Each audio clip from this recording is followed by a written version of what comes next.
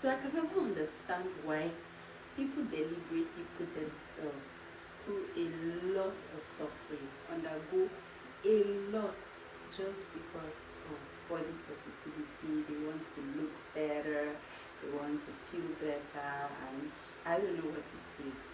But this video that came out, this story that came out a couple of days ago regarding this beautiful, very beautiful lady who underwent a BBL surgery and ended up dying. I later had to go through, I went through multiple videos, multiple stories and recounts of what happened to this particular lady. And I must tell you, it's actually very sad. It's very sad. We're in March, right? But this whole process started sometime in February, early February, when she initially, according to the story, she initially went to a particular place to have her body worked on a second time. So apparently she had done her body the first time, but this hospital where she did her body the first time, when she went for an enhancement, which is quite popular these days amongst people who do BBL, they go back and do something else. Because actually whatever you do, you've got to maintain it. If you do not maintain it, you would add the weight back up again, and then you have cost to go back again for a second round and whatnot. So anyway, for this particular lady, she had to go for a second round, and the hospital where she did the first round actually mentioned to her that she, as in they said they were not going to do the surgery for her, and she chose to go somewhere else. And this somewhere else she went to, of course, they were looking for money. They decided to go through the surgery. After the surgery, she was fine after the surgery, but then a few weeks later or a couple of days later, she started to experience some pains and started to get swollen and all of that, which made her to go back to where she did the surgery. And when she got there, she was told they did some things, tried to give her some treatment, it wasn't working, she paid millions and all of that, and then they referred her somewhere else. And basically they kept on moving her. I even heard at some point they moved her to Ruth, and there was no bed. She was in the ambulance for hours, 5 hours. Trust me, this lady went through a lot.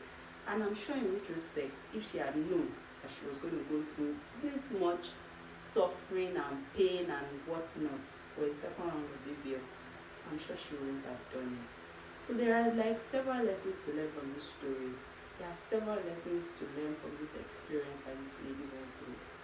The fact that a lot of people get away with BBL, doing the surgery, they come out nice, their ships are banging, does not mean that you who decide to go for it will come out as successful as they did.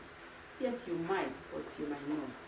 It's a 50-50 chance, right? So why would you want to put your life on the line for a 50-50 chance? Why?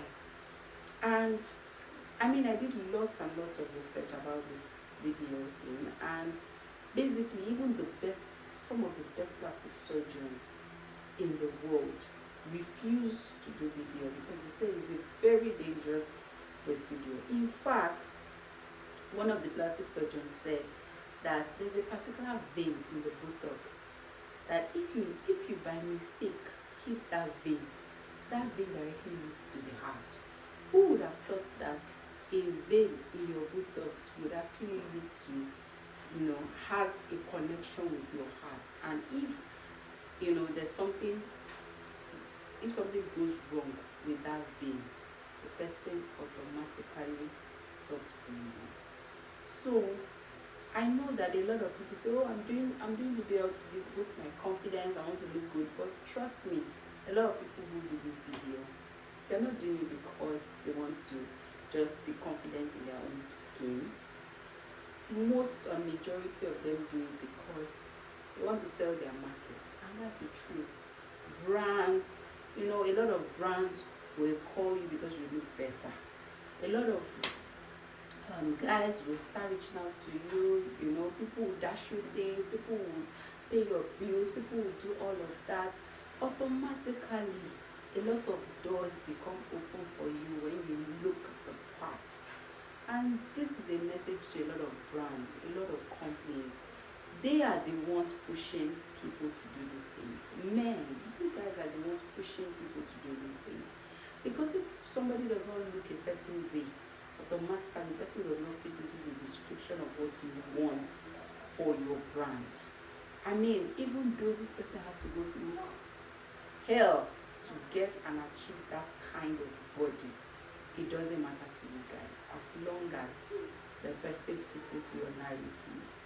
So as a young person, my advice to you is to love yourself. Love yourself. Right? Love yourself. If you love yourself, that's the best thing you can do for yourself. I know that a lot of people have insecurities. I have insecurities. But I've come to realize that there are certain parts of me that people appreciate more than those insecurities. In fact, the insecurities I have, sometimes people don't even notice it.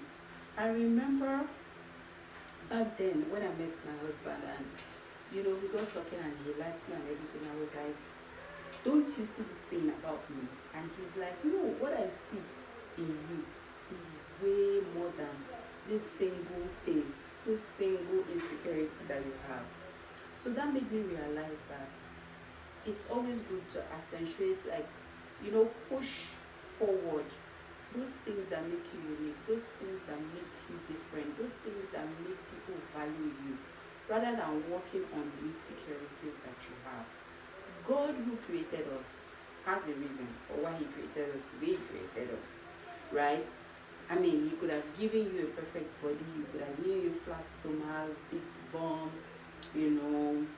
shapey whatever, straight legs. He could have given you all that, but there's a reason why you are the way you are.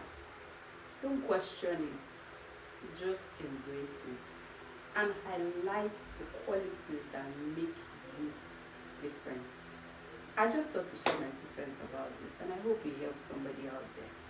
I know it's easier said than done, but trust me, you'll be better off highlighting your positives, highlighting the things that make you unique, highlighting the things that are good about you, and not necessarily dwelling on the insecurities that you have. Bye.